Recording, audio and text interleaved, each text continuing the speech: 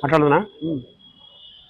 సరే కామ్రేడ్స్, రేపు 10వ తారీఖు నాడు దేశవ్యాప్తంగా భారత కార్మిక సంఘాల సమైక్య, కేంద్ర కార్మిక సంఘాలు సిఐటియు, ఏఐటియు, ఐఎఫ్టియు సంయుక్తంగా కేంద్ర రాష్ట్ర ప్రభుత్వాలకు వ్యతిరేకంగా జైలు బోరో కార్యక్రమాన్ని పిలిపివ్వడం జరిగింది.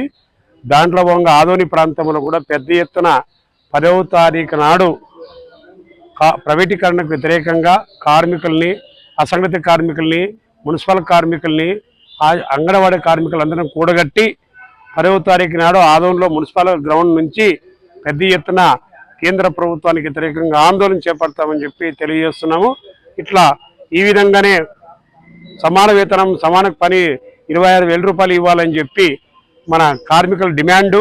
అట్లనే సమాన వేతనము దేశం మొత్తం పైన అమలు చేయాలి, సుప్రీంకోర్టుని జీవోని అమలు చేయాలని చెప్పి తెలియజేస్తున్నాం. అట్లనే అసంఘటిత కార్మికులకు కూడా ఒక జీవో విడుదల చేసి వాళ్ళని కార్మికులుగా గుర్తించి ఒక గుర్తింపు కార్డు కూడా ఇవ్వాలని చెప్పి, అట్లనే అమాలీలకు కూడా అమాలి కార్మికులకు కూడా అన్ని సౌకర్యాలు కల్పించాలని చెప్పి డిమాండ్ చేస్తున్నాం.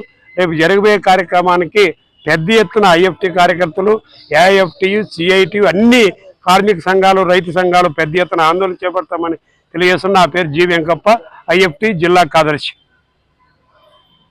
సరే కామ్రేడ్స్, ఈరోజు ఇక్కడ మున్సిపల్ గ్రౌండ్లో మనము ఐఎఫ్టి ఆధ్వర్యంలో మాట్లాడదలుస్తున్నాము.